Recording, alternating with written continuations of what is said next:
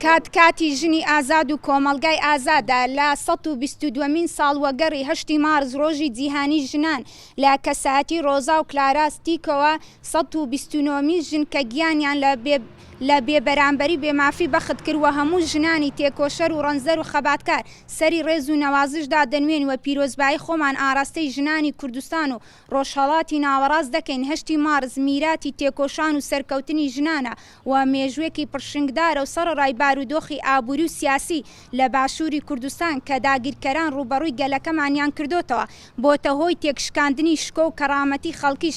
هەمیشە هەوڵمانداوە لە هەموو ڕوویەکەوە گەلی کورد لە ناوبردن و توانەوەی کورد بە فیزەکی زمان و کەلتور و نازنامە و هەبوونی کورد و تەواوی ماف و نرخەکانی خێزان و تاکە کەسی هەڵوەشێنەوە وێرانی بکەن.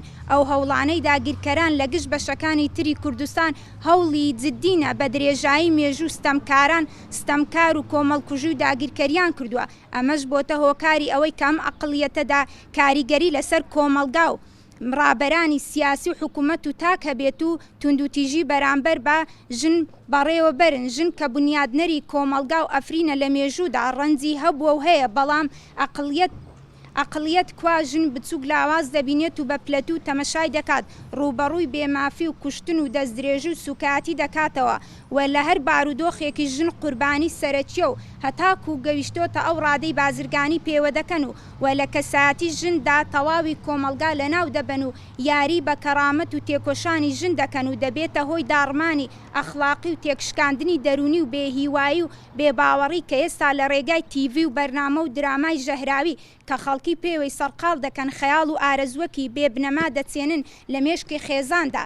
ئەوانەی ئێستا بوونەتە نەخۆشیەکی بکوژ و مەترسیدار خێزان پێوەی دەناڵێنێ و وەکردنەوەی شوێنی فرۆشتنی جەستەی ئافرەت و بازرگانیکردن بۆ ژن کە دەسەڵات لە پشت ئەم کارەساتەوەیە کە خێزان وێران دەکات و ژن و منداڵ قوربانین. لە ڕووی تەندروستیشەوە نەخۆشی و ڤایرۆزی جۆرا و جۆر بڵاو دەبێتەوە دەگوێزرێتەوە.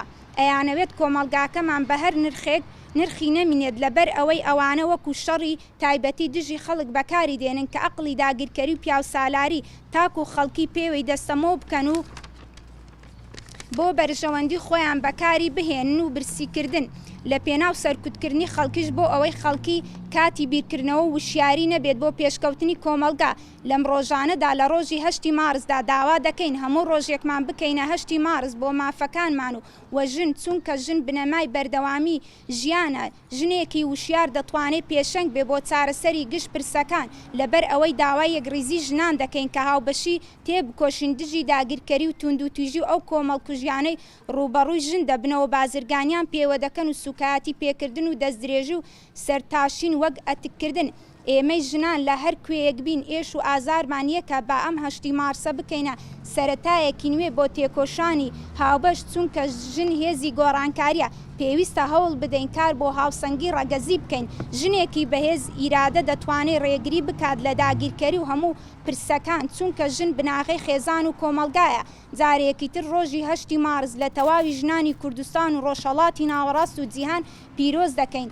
بژی 8 مارس بەرز و بەڕێز بێ. 8 مارس بژی تێکۆشانی ئافرەتان و ژنانی ئازاد بمرێ هەموو دەستدرێژی و بازرگانیکردن و کۆمەڵکوژیەکی سەر ژنان بەشێک لە ناوەندی هاوبەشی ڕێکخراوەکانی ژنان و ئافرەتان و خانمان لەکوێ.